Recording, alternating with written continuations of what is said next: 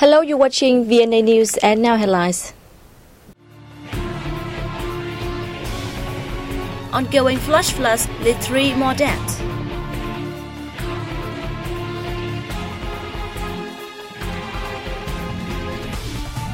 ASEAN senior officials meeting opens in Kuala Lumpur.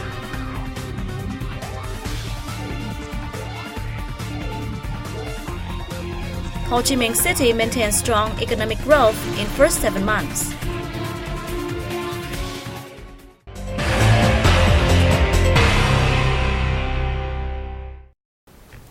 Ongoing flash floods triggered by torrential rains in northern Vietnam have left 3 more dead in Lai Châu and Sơn La, and 4 others injured in Dien Bien on August 2nd. We have more in the following report. According to the National Steering Committee on Disaster Prevention and Control, torrential rains and subsequent flash floods also collapsed over 200 houses and 84 irrigational facilities and killed more than 11,500 heads of cattle in 6 northeastern provinces. In an urgent notice issued on August 2nd, the Prime Minister asked municipal and provincial authorities, ministries and agencies to implement recovery efforts, including search and rescue, food and necessity provisions for victim households, monitoring landslides and flood-prone areas, and deploying medical staff for environmental cleanup and epidemic prevention. Quảng Ninh province was last week hit by the heaviest rain recorded in 40 years, causing flooding and landslides, which left 70 people dead. According to the National Center for Hydrometeorological Forecasting, moderate to heavy rains will continue from August 2nd to 4th. Floods will also occur in the Red Tai Binh River system, with water level is expected to rise by up to 5 meters. There is a high risk of floods and landslides in the northern mountainous provinces, while low-lying areas in Quảng Ninh, Hải Phòng, Thái Bình, and Nam Định are vulnerable to inundation. ASEAN senior officials gathered for discussions in Kuala Lumpur, Malaysia on August 2nd in preparation for a series of meetings on regional cooperation among the 10-member bloc and its dialogue partners. The session reviewed the working program, agenda contents and proposals to be considered at the 40th ASEAN Foreign Minister meeting and related meetings in early August. The participating Vietnam delegation was led by Deputy Foreign Minister Lê Hoài Trung. The 40th ASEAN Foreign Ministers meeting will officially convened on August 4th, and its plenary session will focus on issues regarding the establishment of the ASEAN community in late 2015, as well as progress of the ASEAN community's post-2015 vision. The 40th ASEAN Foreign Ministers meeting will be followed by several related meetings, including the 16th ASEAN Plus 3 Foreign Ministers meeting with China, Japan, and the Republic of Korea, the 5th East Asia Summit Foreign Ministers meeting, and the 22nd ASEAN Regional Forum. Art troops across the region have gathered a 5-day traditional music festival of the Association of Southeast Asian Nations in northern Thanh Hóa province. Let's take a look. Addressing the opening night on August the 1st, Deputy Minister of Culture, Sports and Tourism Phương Duy Biên said the event marks the 20-year ASEAN membership of Vietnam and the 48 years history of the bloc, ahead of the formation of an ASEAN community at the end of this year. The concert aims to promote valuable musical features of regional countries and to enhance mutual understanding among their peoples. During the festival, artists from 8 ASEAN member states and their counterparts from the Republic of Korea will also perform at the local Samson Beach resort town. A seminar on the diversity of ASEAN traditional music will take place as part of the event. Vietnam and Laos will expand collaboration in museum development in the next 2 years, following an agreement signed between the Ho Chi Minh Museum and Quezon Phong Bihan Museum in Vientiane. Let's take a look. Under the collaboration framework from 2016 to 2017, the two sides will work together to organize scientific workshops on Lao revolutionary relic sites in Vietnam and President Ho Chi Minh relic sites in Laos. The collaboration also covers exhibition projects at the Commemorative House of Lao Students in northern Bắc Giang Province and a proposal on the preservation of relic sites related to President Khe Sanh from Vihan in Vietnam. The two sides will focus on scientific research and gathering documents for specific stages of historical events, providing younger generations with a deeper understanding of their leaders' contributions to the country.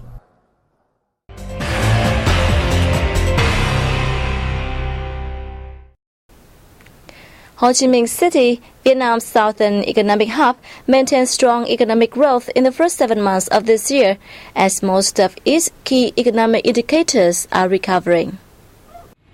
The city's total retail sales in the period reached $17 billion, up 10.9% against the same period last year. The city also exported $17.6 billion worth of goods, down 4.6%. Tai Van Ray, director of the Municipal Department of Planning and Investment, that the export value declined mainly because of an average 47.4% decrease in the price of crude oil.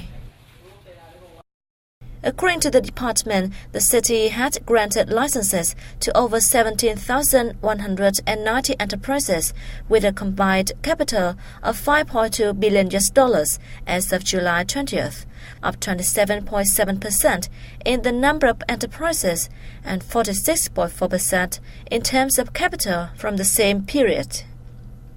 The total newly registered and increased capital stood at more than $8.3 billion, representing an 18% increase.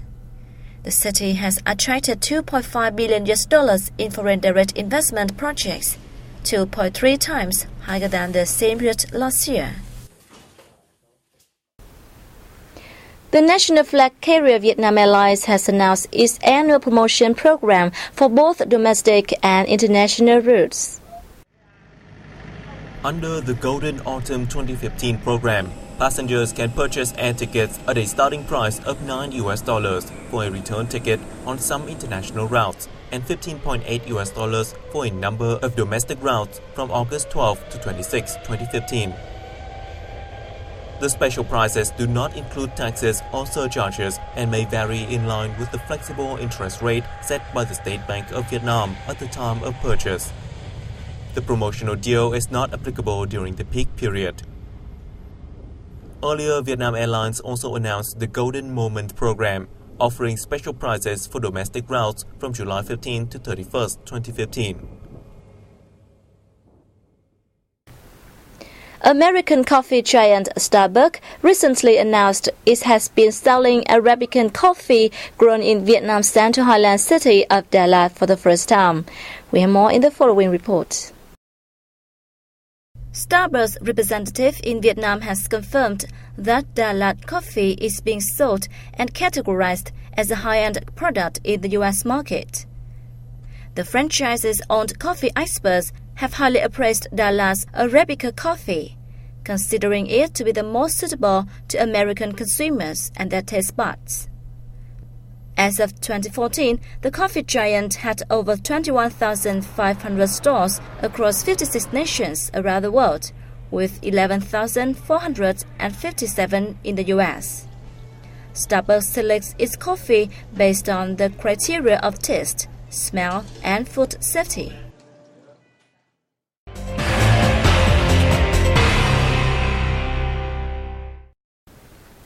Some singing, a folklore art form, has been popular in many northern provinces for more than 700 years. Researchers and artists alike are currently working hard to promote this unique cultural art form in order to ensure it is not forgotten.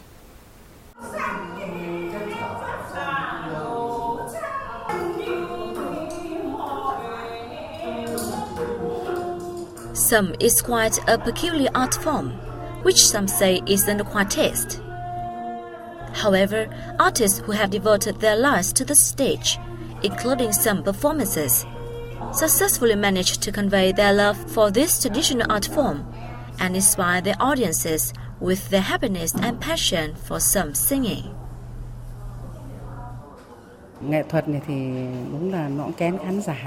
This type of music is not every listener's cup of tea. It used to be performed in markets or train stations, but it has gradually been brought onto different kinds of stages due to its simplicity and sympathetic nature.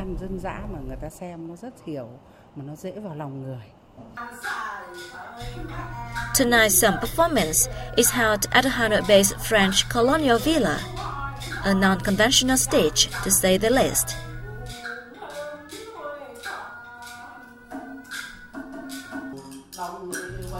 Indoor performances like this are part of the artist's efforts to preserve and promote the street art form to larger audiences.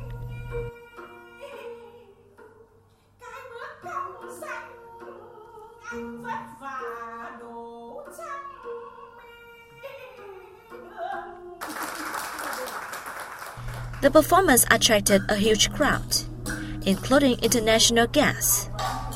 They came to learn about Vietnamese folk music.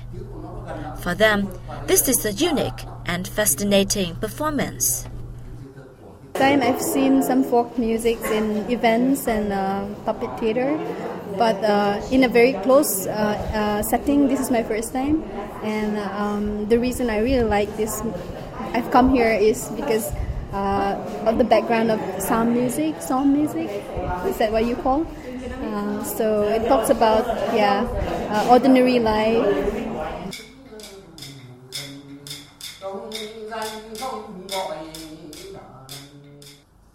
The show presented an opportunity for younger audiences to gain a deeper insight into traditional music, which helps them value their country's intangible cultural values.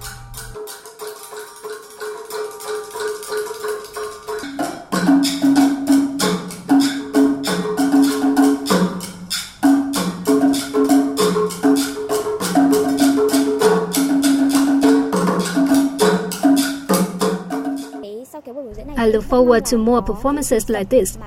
I think they can help bring traditional music to wider and bigger audiences, including young listeners. Some singing instantly brings Ha Thị Cầu to mind. Born in the northern province of Ninh Bình, the cradle of some singing, she became famous as the last some singer of the 20th century.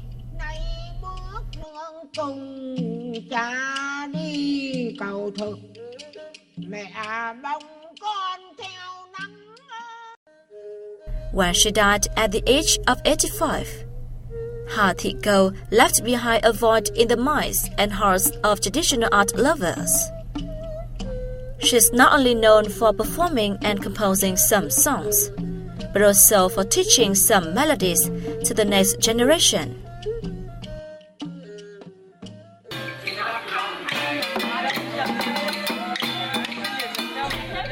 Recently, a some singing class was opened in the capital Hanoi. Students of all ages attend the free lessons, which equip them with musical instruments and costumes before each performance.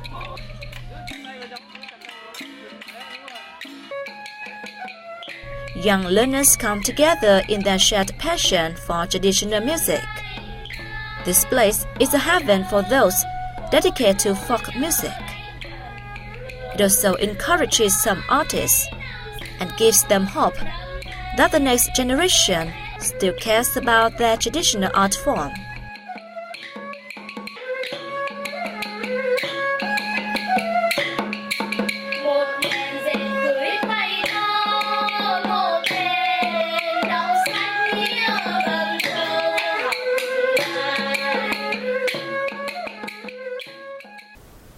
And that has wrapped up our news bulletin. Thanks for joining us, and goodbye for now.